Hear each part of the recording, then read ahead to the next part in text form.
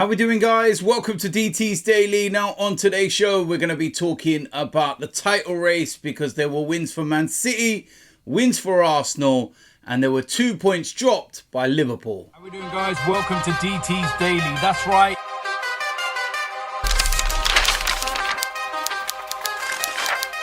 So, of course, it's Monday morning, which means we get to look back on all the results over the weekend. And there were some big results at both ends of the table.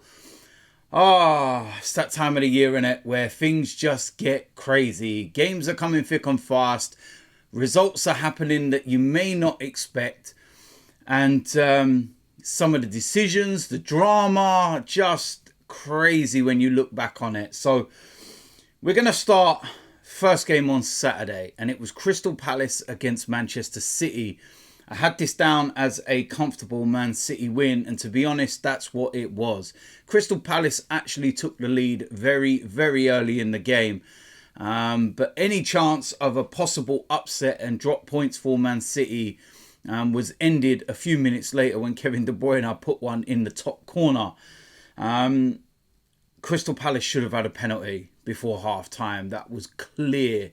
And how Man City got away with that, only VAR and the referee know. But in the second half, Man City took control and they were very dominant. And at one point, I was thinking this could be a big score and this could be an opportunity for Man City to claw back that goal difference. But Crystal Palace actually go and get themselves a consolation second.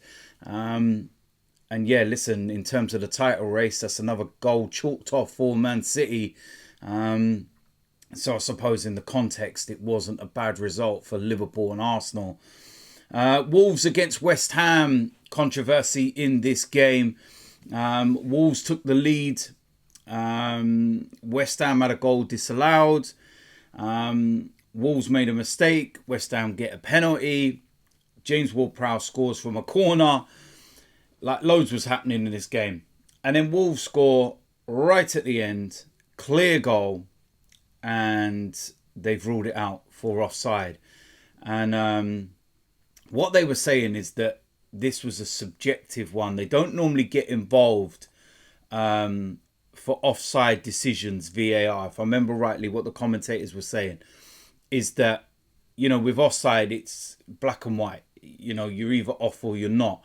But this is a subjective one because of where the player was and the line of the keeper, and they pull it down to the referee and he's disallowed it. And it's never, ever, ever, ever should have been disallowed. Not at all.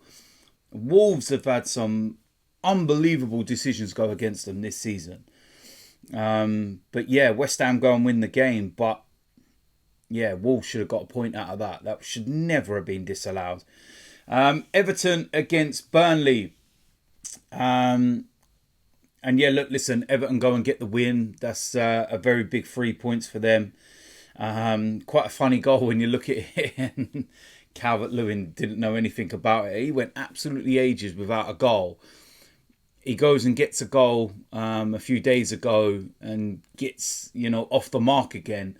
And then he gets a goal like this, and it just shows swings and roundabouts in football. It's crazy, isn't it? But Everton, big 3 points for them. Burnley, they're done and dusted. And yeah, it's just the inevitable waiting to happen.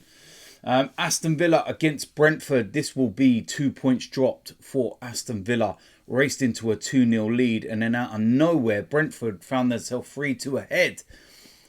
And I was looking at that thinking, what on earth has happened? Aston Villa look all over the place defensively.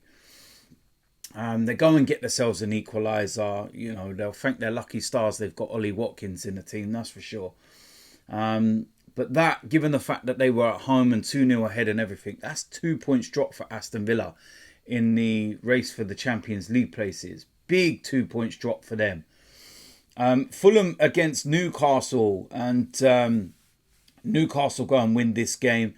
And Fulham, you know what? They're such a strange side. They'll put a couple of performances together where you think, wow, they look really good. And then they'll put a couple of performances together where you think, wow, they look really bad. Newcastle, given the injuries and everything, I think they're chasing down this Europa Conference place, or Europa League, whatever it is. I don't think anybody wants it the way the results are going and everything. But yeah, it's a big 3 points for them. Luton against Bournemouth, 2-1 win for Luton, a last minute goal. And that is a massive 3 points for Luton. And I've always said it, Luton at Kenilworth Road, dangerous side. And if they're going to survive, then they've got to win their home games. And that was a big 3 points for them. And listen, I think Luton have, gained a lot of admirers along the way in the Premier League this season. And I think a lot of people as a neutral want to see Luton stay up because the way they've gone about their business. And yeah, it's fantastic to see. Going into the last game of Saturday, of course, it was 3-0 to Arsenal against Brighton. Big 3 points. Brilliant performance. And you can see my match reaction and everything if you want to, see what I've got to say in detail. But that was, big 3 points. Going into Sunday's games, Tottenham against Nottingham Forest and a 3-1 win for Spurs.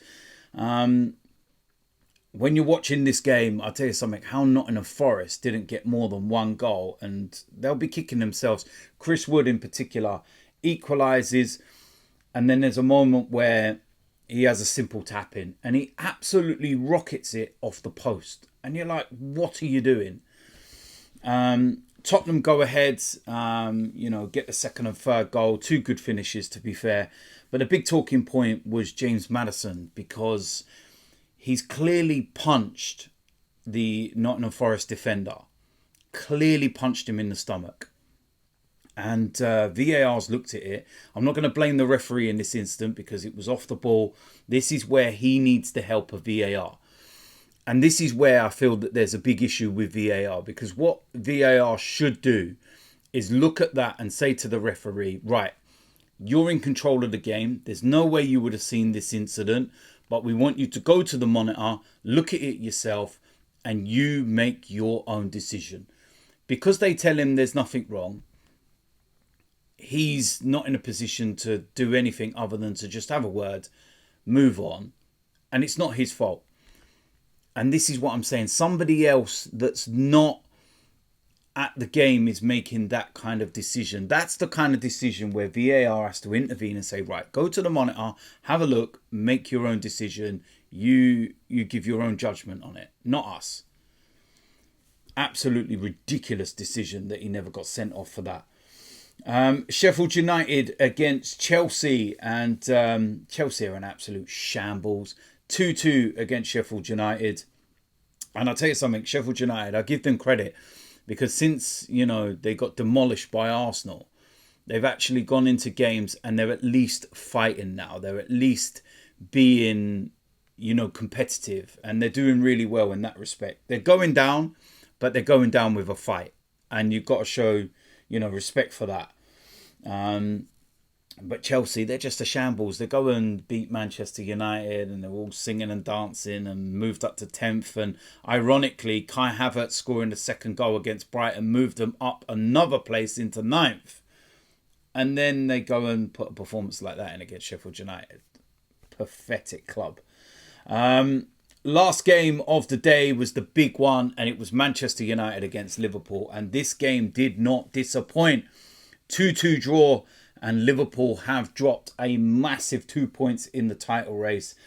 And Liverpool will be kicking themselves big time. Because in the first half, the game should have been over. Absolute domination from Liverpool. Mischance after mischance. And I'm watching that and I'm thinking, what on earth is going on? But at half time, when they go in only 1-0 ahead at Old Trafford, it's not over.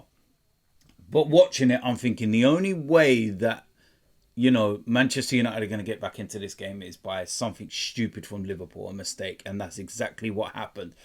This pass and this mistake that gave the ball to Bruno Fernandes could be up there with the Steven Gerrard slip. It was pathetic, under no pressure. And I rate him, the young lad. He's a good player, but that was horrendous. And the finish from Bruno Fernandes, to see the keeper off his line, to execute it, everything was just immaculate. And then, you know, Manchester United go 2-1 ahead with 20 minutes to go. Kobe Mainoo, what a finish. The turn, it was just absolutely superb. The finish was brilliant.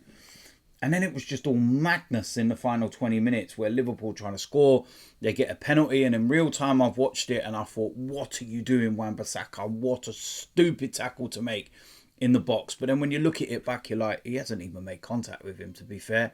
There was nothing. He's not touched him. He's not done anything. And you're just thinking, is that a penalty? Is it Harvey Elliott leaving his leg in there and he's not actually being touched? And it's a subjective one, that's what I will say. But it was just a silly, you know, tackle to make. And when you do that, you give the referee no choice, really. So it's his own fault. But what a game for the neutral. And yeah, look, listen, when Arsenal get criticised for going to the Etihad and doing what they had to do to get the point and everything else, listen, give me low blocks, mid blocks, defensive units and everything all day long than watching that. Because if my team was going like that, constant, I'd be sitting there like, oh my life, what on earth is going on? My heart couldn't take that. You know, we're comfortable in games and my heart rate's absolutely through the roof. So you imagine if we're going through that? Nah, not for me, mate. But yeah, listen, it's a massive 2 points drop for Liverpool, like I said. And it's advantage Arsenal because they're top of the Premier League. The title race is in their hands. And it is what it is at the end of the day. Superior goal difference by quite a lot as well. And yeah, it's going to be a very, very interesting last 7 games, that's for sure. So listen, that is it for today's DT's Daily. As usual, let me know in the comment section what you think about today's topics.